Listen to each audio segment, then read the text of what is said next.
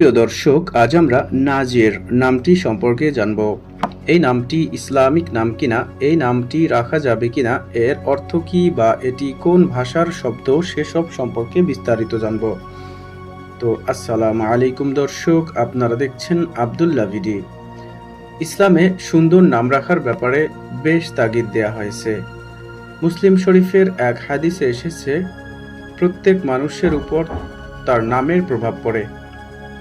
এছাড়াও আরেকটি হাদিসে পাওয়া যায়, নিশ্চয়ই কিয়ামতের দিন তোমাদেরকে ডাকা হবে তোমাদের নাম ও পিতার নাম ধরে, তাই তোমাদের নামগুলো সুন্দর করে রাখো।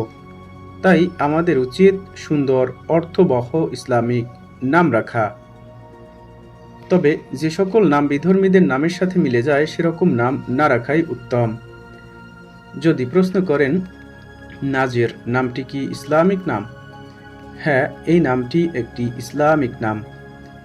এই নামটি সাধারণত আরবি ভাষার শব্দ কিংবা আরবি ভাষা থেকে এসেছে। এই নামটি সাধারণত মুসলিম ছেলে শিশুদের নাম হিসেবে রাখা হয়ে থাকে।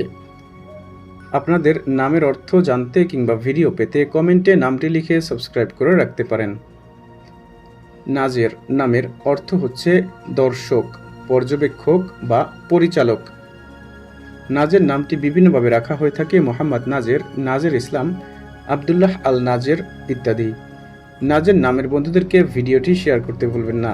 সাবস্ক্রাইব করে সাথেই থাকুন। আসসালামু আলাইকুম ওয়া রাহমাতুল্লাহ।